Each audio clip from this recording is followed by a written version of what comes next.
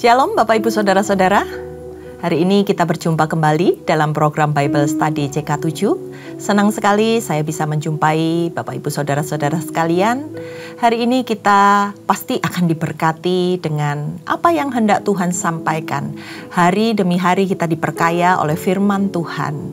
Tapi Bapak Ibu Saudara-saudara, yang menjadi acuan di dalam kehidupan kita bukan hanya sebagai pendengar, tetapi bagaimana kita ketika kita mendapat rema, ketika kita mendapat sebuah pengertian dari Tuhan, itu kita terapkan dalam kehidupan kita. Sehingga hari lepas hari, kita disempurnakan melalui firman Tuhan. Hari ini kembali kita akan masih diberkati tentang Raja Yosia sama seperti kemarin. Dan kita akan melihat apa-apa saja yang dilakukan oleh Raja Yosia pada masa pemerintahannya. Mari kita tundukkan kepala, kita naikkan pujian penyembahan di hadapan Tuhan.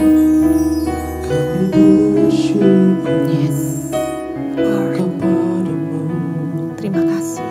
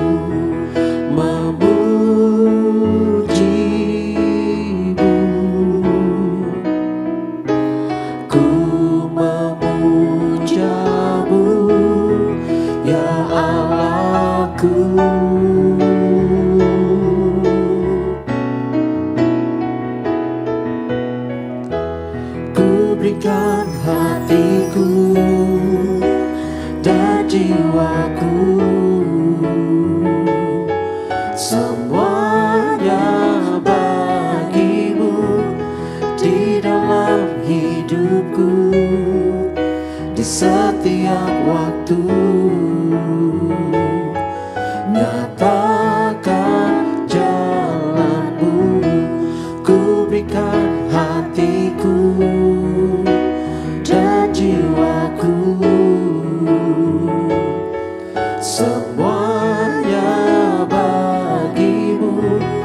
di dalam hidupku, di setiap waktu. Nyatakan jalan-Mu.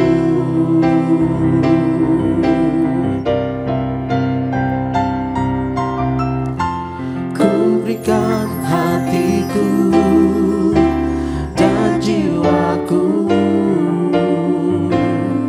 semuanya bagi-Mu, di dalam hidupku, di setiap waktu. Nyatakan jalan-Mu, nyatakan jalan-Mu, nyatakan jalan-Mu, nyatakan jalan-Mu dalam hidup kami. Ku berikan hidupku, Tuhan, hanya kepadamu, Yesus.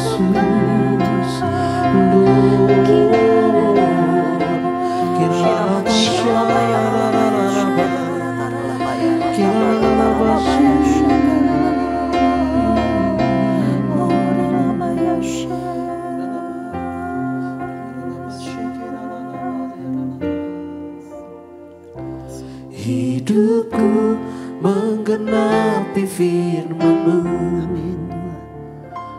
tanda mujizat sertai tiap langkahku. Kau bersamaku, di dalamku, jadi bukti kebesaran-Mu. Hidupku menggenapi firman-Mu, tanda mujizat sertai tiap langkahku.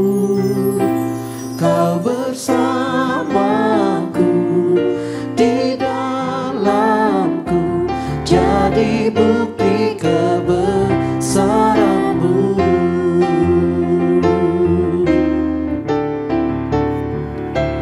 Hidupku menggenapi firman-Mu,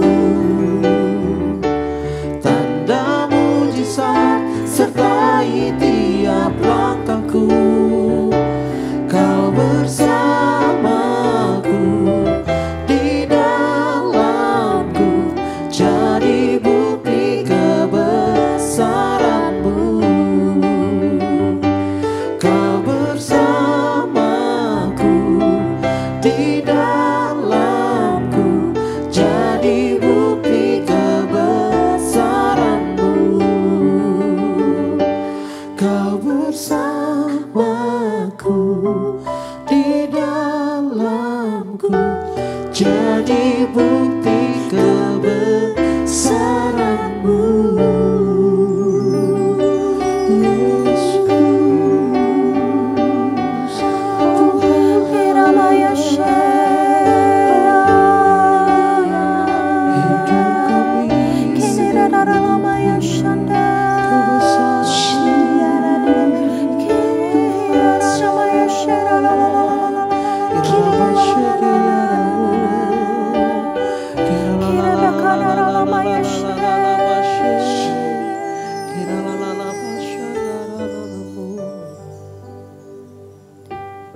Ini hidup kami, Tuhan.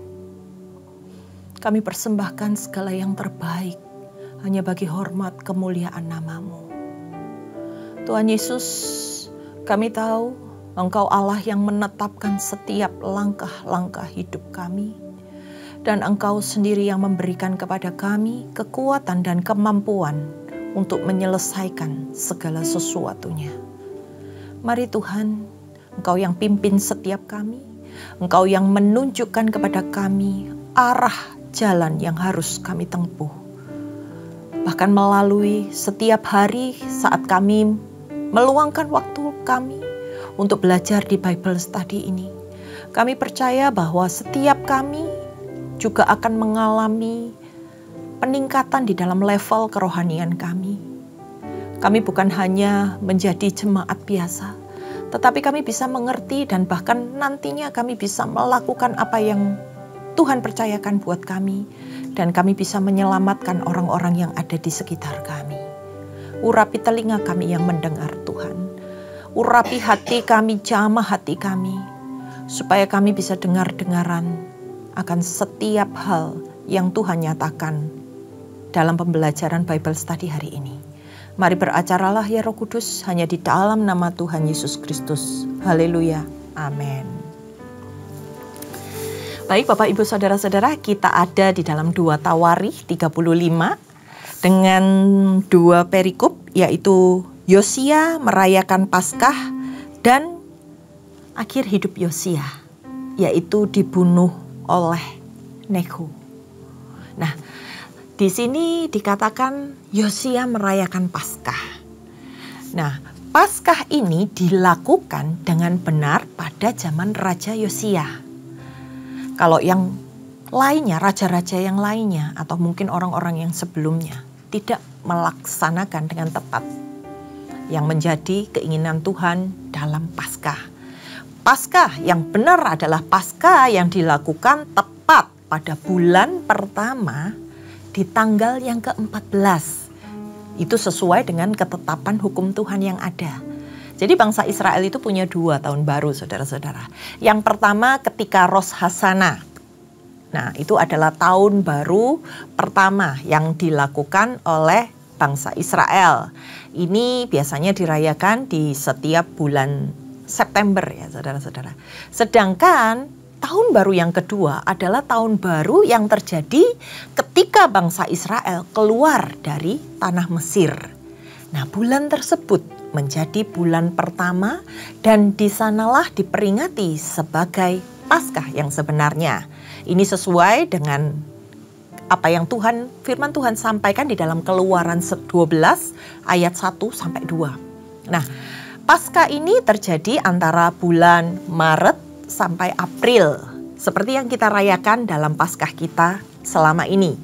Nah, Yosia yang sudah menyelesaikan setiap pembaharuan, dia sudah memulihkan keadaan bahkan rumah Tuhan, mulai ingin menyesuaikan setiap aturan yang sudah ditetapkan Allah sebelumnya. Kita baca di dalam 2 Tawarikh 35 ayat 1. Kemudian Yosia merayakan Paskah bagi Tuhan di Yerusalem. Domba Paskah disembelih pada tanggal 14 bulan yang pertama. Ia menetapkan tugas para imam dan mendorong mereka menunaikan tugas jabatannya dalam rumah Tuhan.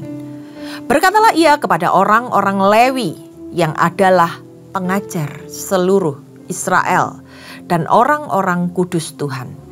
Tempatkanlah tabut kudus ini di dalam rumah yang telah didirikan Salomo bin Daud, Raja Israel. Tidak usah lagi kamu mengusungnya. Sekarang layanilah Tuhan Allahmu dan Israel umatnya. Bersiaplah menurut puak-puakmu dan menurut rombonganmu sebagaimana yang dituliskan Daud, Raja Israel dan Salomo anaknya. Berdirilah di halaman tempat kudus menurut golongan puak saudara-saudaramu yang lain, yakni kaum awam, dengan satu rombongan puak orang Lewi untuk tiap golongan saudara-saudaramu itu. Kemudian sembelihlah domba Paskah, kuduskanlah dirimu dan adakanlah persiapan bagi saudara-saudaramu, supaya dilakukan apa yang difirmankan Tuhan dengan perantaraan Musa. Yosia di sini menetapkan tugas para imam, orang-orang Lewi, dan dia mendorong mereka untuk menunaikan, untuk menuntaskan tugas jabatannya dalam rumah Tuhan tersebut. Nah, perhatikan saudara-saudara, di dalam ayat yang ketiga, bagaimana Yosia memerintahkan untuk menempatkan tabut perjanjian ke dalam rumah Tuhan yang telah didirikan oleh Salomo. Kemungkinan sebelumnya tabut perjanjian tersebut ditempatkan ke sebuah tempat lain. Nah, hari itu Raja Yosia memerintahkan, tempatkan pada tempat yang sebenarnya dan engkau lakukan apa yang harus kau lakukan. Segala sesuatu yang Tuhan taruh sebagai tugasmu untuk dikerjakan, layanilah umat Tuhan. Itu yang diperintahkan oleh Raja Yosia kepada para imam dan orang-orang Lewi pada zaman itu. Kemudian Yosia menyumbangkan kepada kaum awam sejumlah 30.000 ekor kambing domba, yakni domba-domba dan kambing-kambing jantan yang muda, semuanya sebagai korban Paskah bagi semua yang hadir. Selain itu disumbangkan 3.000 ekor lembu, semuanya itu dari harta milik raja, dari kekayaan Yosia sendiri. Juga para panglimanya, orang-orang yang ada di bawahnya juga memberikan sumbangan sukarela kepada rakyat, para imam, dan orang-orang Lewi. Kemudian Hilkia, Zakaria, Yehiel, itu adalah para imam, para pemuka rumah Allah, memberi kepada para imam 2.600 ekor kambing domba sebagai korban Paskah, dan selain itu 300 ekor lembu. Lalu Konanya dan kedua saudaranya, Semaya dan Netanael, serta Hasabia, Yevel, dan Yosabat, para pemimpin orang Lewi, juga ikut menyumbangkan kepada orang-orang Lewi 5.000 ekor kambing domba sebagai korban Paskah, dan selain itu 500 ekor lembu. Semua mereka menyiapkan sumbangan untuk dipakai sebagai korban persembahan Paskah. Yosia melakukan segala sesuatunya tepat seperti apa yang Taurat Musa ajarkan, apa yang sudah diteladankan oleh Daud nenek moyangnya dan Salomo sebagai orang yang Tuhan pakai untuk mendirikan rumah Tuhan tersebut. Dan perhatikan kebenaran yang dilakukan oleh Raja Yosia diikuti oleh segenap anak buahnya, segenap orang-orang yang ada di sekitarnya. Apa yang dilakukan oleh Raja Yosia menjadi teladan bagi orang lain. Di ayat yang ke-10 kita lanjutkan. Setelah upacara ibadah disiapkan, berdirilah para imam pada tempatnya dan orang-orang Lewi menurut rombongannya sesuai dengan perintah raja. Maka disembelihlah domba Paskah dan para imam menyiramkan darah yang mereka terima dari orang-orang Lewi. Sedang orang-orang Lewi menguliti domba itu. Tetapi mereka memisahkan korban bakaran untuk diserahkan kepada kaum awam menurut golongan puak mereka, supaya dipersembahkan kepada Tuhan sebagaimana tertulis dalam kitab Musa. Demikian pula dilakukan mereka dengan lembu-lembu. Kemudian mereka memasak domba Paskah di atas api sesuai dengan peraturan. Sedang persembahan-persembahan kudus mereka masak dalam kuali, belanga, dan pinggan. Lalu membawanya cepat-cepat kepada segenap kaum awam. Kemudian mereka menyediakannya bagi dirinya dan bagi para imam, karena para imam, yakni anak-anak Harun, sampai malam hari sibuk mempersembahkan korban bakaran dan segala lemak. Oleh sebab itu, orang-orang Lewi menyediakan bagi dirinya dan bagi para imam, yakni anak-anak Harun. Nah, tata cara Paskah itu sudah disiapkan sesuai dengan aturan sebelumnya dan dilakukan sesuai dengan apa yang sudah ditulis di dalam kitab Musa. Bagaimana mereka memisahkan kurban bakaran sebagai bagian utama yang akan dipersembahkan kepada Allah sebagai kurban penghapus salah. Apa yang harus dipersiapkan untuk rekan-rekan mereka yang sama-sama melayani untuk perayaan Paskah tersebut. Di ayat yang ke-15,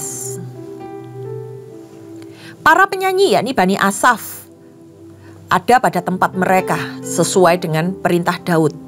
Asaf, Haman, Yedutun, pelihat raja itu, dan juga para penunggu pintu gerbang ada pada tiap-tiap pintu gerbang. Mereka tidak usah meninggalkan tugas mereka, karena saudara-saudara mereka, orang-orang Lewi, menyediakannya untuk mereka. Jadi orang-orang Lewi itu yang bertugas sebagai penyanyi, penunggu pintu gerbang, ada di satu titik tertentu. Mereka mendapat bagian tugasnya, tapi mereka tidak harus meninggalkan tugasnya karena mereka juga dilayani oleh rekan-rekan yang lain. Kemudian kita lanjutkan di ayat yang ke-17. Pada waktu itu, orang Israel yang hadir di situ merayakan Paskah dan hari raya roti tidak beragi yang dilakukan selama 7 hari. Paskah semacam itu tidak pernah lagi dirayakan di Israel sejak Nabi Samuel. Jadi baru perayaan Paskah yang luar biasa ini yang dirayakan oleh Raja Yosia. Seorang pun di antara raja-raja orang Israel tidak pernah merayakan Paskah seperti yang dirayakan Yosia dengan para imam dan orang-orang Lewi, dengan seluruh orang Yehuda dan Israel yang dapat hadir, dan dengan penduduk Yerusalem. Paskah itu dirayakan pada tahun ke-18 pemerintahan Yosia. Nah, di sini perayaan Paskah yang dilakukan oleh Yosia ini adalah perayaan Paskah yang sesuai dengan aturan yang sudah ditetapkan di dalam perintah Tuhan. Dikatakan gak pernah diadakan dari zaman Musa sampai Yosua, tapi pernah dilakukan pada zaman Nabi Samuel. Begitu luar biasa, dia dipercaya sama Tuhan dan dia melakukan segala sesuatunya tepat seperti apa yang Allah kehendaki. Perikop berikutnya adalah sebuah perikop di mana akhir hidup Yosia, yaitu Yosia dibunuh oleh Neko. Kemudian daripada semua ini, setelah Yosia memperbaiki rumah Tuhan, majulah Neko Raja Mesir hendak berperang di Karkemis di tepi sungai Efrat. Yosua keluar menghadapinya. Tapi dia sudah diperingatkan saudara-saudara. Ia mengirim utusan kepada Yosia dengan pesan, apakah urusanmu dengan aku Raja Yehuda? Saat ini aku tidak datang melawan engkau, tetapi melawan keluarga raja yang sedang kuperangi. Allah memerintahkan aku supaya segera bertindak. Hentikanlah niatmu menentang Allah yang menyertai aku, supaya engkau jangan dimusnahkannya. Nah, saat itu muncul seorang raja dari Mesir yang bernama Raja Neko. Dia hendak berperang sebenarnya melawan pasukan Babel. Dia menolong Asyur untuk bisa mempertahankan daerahnya. Nah, di sini Raja Neko sebenarnya sudah memperingatkan Yosia. Itu adalah sebuah pesan dari Tuhan yang seharusnya Yosia dengarkan. Tapi saat itu Yosia abaikan. Di ayat yang ke-22 dikatakan, tetapi Yosia tidak berpaling daripadanya melawan dia. Ia tidak mengindahkan kata-kata Neko yang merupakan pesan dari Allah. Lalu berperang di lembah Megido. Maka pemanah-pemanah menembaki Raja Yosia. Dan raja berseru kepada orang-orangnya, bawa aku dari sini karena aku luka parah. Orang-orangnya mengangkatnya dan mengangkutnya dengan kereta cadangan, lalu membawanya ke Yerusalem. Kemudian matilah ia, lalu dikuburkan di pekuburan nenek moyangnya. Seluruh Yehuda dan Yerusalem berkabung karena Yosia. Sekalipun dia menyamar untuk melindungi diri, ini adalah hal yang pernah dilakukan oleh Ahab sebelumnya. Tapi dia tidak mengikuti pesan Tuhan yang disampaikan oleh Nabi Neko oleh Raja Neko, sehingga dia masuk dalam peperangan tersebut dan dia mati. Nah, di sini ada dikatakan lembah Megido. Itu merupakan sebuah tempat yang pada saat itu sangat strategis, di mana tempat ini merupakan pusat perdagangan. Jadi banyak orang yang datang di tempat itu, tapi juga banyak sekali pertempuran yang terjadi di lembah Megido ini. Nah, kalau kita baca dalam kitab Wahyu, nantinya lembah ini akan disebut sebagai Harmagedon. Itu dari bahasa Ibrani, saudara-saudara, yang ditulis Har Magido atau Bukit Megido. Selanjutnya di ayat yang ke-25, ini setelah kematian Raja Yosia, Yeremia membuat suatu syair ratapan mengenai Yosia. Dan sampai sekarang ini, semua penyanyi laki-laki dan penyanyi perempuan menyanyikan syair-syair ratapan mengenai Yosia. Dan mereka jadikan itu suatu kebiasaan di Israel. Semuanya itu tertulis dalam syair-syair ratapan. Begitu dihormatinya Raja Yosia ini oleh bangsa Israel.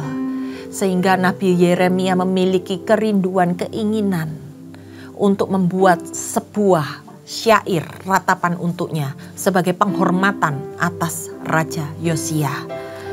Nah, di ayat yang ke-26 dan 27, selebihnya dari riwayat Yosia dan perbuatan-perbuatannya yang saleh, yang sesuai dengan yang ada tertulis dalam Taurat Tuhan, yakni riwayatnya dari awal sampai akhir, sesungguhnya semuanya itu tertulis dalam kitab Raja-Raja Israel dan Yehuda. Saudara-saudara, sebelumnya mungkin kita berpikir untuk memahami kitab Tawarikh ini, kita ngelihat banyak raja-raja yang hidup gak berkenan di hadapan Tuhan. Dan hanya sedikit raja yang bisa benar-benar melakukan segala sesuatu seperti apa yang jadi maunya Tuhan. Sehingga di endingnya ada yang dikatakan tidak berkenan, melakukan apa yang jahat di hadapan Tuhan. Tapi secara luar biasa kita belajar dari kehidupan Raja Yosia ini.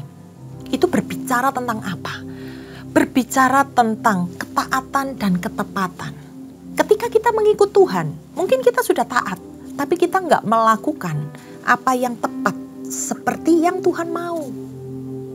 Nggak semua orang bisa melakukan apa yang benar-benar Tuhan mau untuk kita lakukan. Sekalipun kita tahu kebenaran itu, tapi nggak semua orang melakukannya. Ada istilah masuk telinga kiri, keluar telinga kanan. Tapi di sini dari Raja Yosia, apa yang dia terima, apa yang dia dengar, dilakukan dengan tepat. Melalui ketaatannya, ada ketepatan dari apa yang Tuhan mau, yang dia lakukan. Semuanya dengan benar. Dan namanya dicatat sebagai seorang raja yang saleh. Dengan ketaatan harus disertai dengan ketepatan. Nah, sebagai seorang raja, Yosia ini dikatakan seorang raja yang bisa dijadikan teladan. Karena apa? Dia berani melakukan segala sesuatu. Bahkan boleh dikatakan apa yang dilakukan itu secara masif, secara besar-besaran.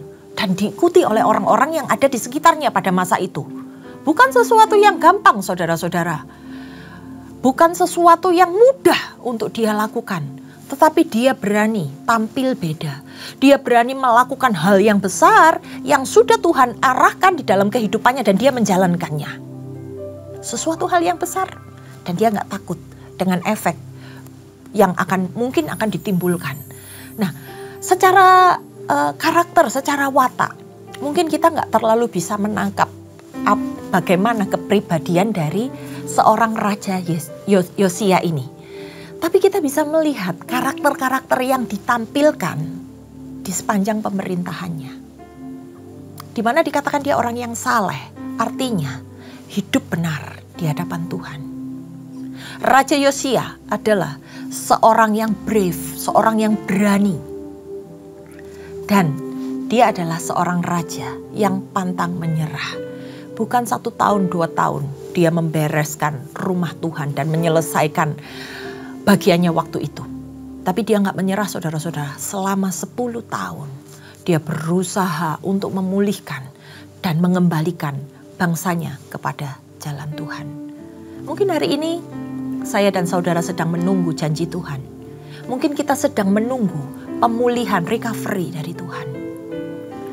Di sepanjang waktu penantian kita, apakah Tuhan mendapati kita bisa makin serupa dengan Dia, menghasilkan buah, menghasilkan karakter yang seharusnya kita hasilkan, supaya orang-orang di sekitar kita melihat bagaimana pekerjaan Tuhan melalui kehidupan kita. Mari saudara-saudara, saat kita mendengar firman ini, kita meneladani bagaimana Raja Yosia hidup. Bukan sesuatu yang mudah untuk dilakukan, tetapi dengan sebuah ketaatan dan ketepatan dalam melakukan segala sesuatunya, dia berhasil dan dikatakan sebagai seorang raja yang berkenan di hadapan Tuhan. Apakah kita semua rindu untuk bisa memiliki predikat berkenan di hadapan Tuhan, predikat sebagai orang yang saleh di hadapan Tuhan? Yuk kita mulai hari ini, kita kuatkan hati kita untuk kita benar-benar melangkah. Dan biar saat kita sudah taat di dalam jalannya Tuhan, sudah melakukan dengan benar, kita melakukannya dengan tepat. Apa yang hari ini Tuhan detailkan untuk kita lakukan, mari kita lakukan yang menjadi bagian kita. Mari kita tundukkan kepala. Bapa, kami mengucap syukur kalau kami boleh menyelesaikan Tuhan bagian kami. Melalui apa yang Tuhan sampaikan hari ini, kami belajar Tuhan. Bagaimana kami harus taat, bagaimana kami harus tepat dalam melakukan seluruh firman Tuhan. Bagaimana kami harus dengar-dengaran, dan bagaimana dari situ kami tahu arahan Tuhan, jalan Tuhan untuk setiap kami. Biarkan Tuhan, setiap kami ini masuk di dalam proses dan menghasilkan karakter-karakter seperti yang Yesus mau. Sempurnakan hidup kami Tuhan. Hanya di dalam nama Tuhan Yesus, setiap yang percaya katakan amin. Terima kasih buat saudara-saudara yang sudah menonton Bible Study ini, dan kiranya bisa menjadi berkat. Tuhan Yesus memberkati.